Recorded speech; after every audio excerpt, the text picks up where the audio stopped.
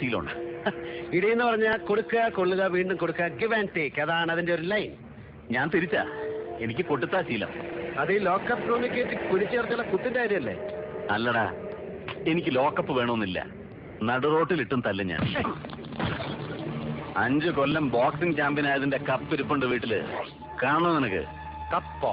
അല്ല, ഇടി. ബാസ്കിംഗ് ഞാൻ പഠിച്ചിട്ടില്ല.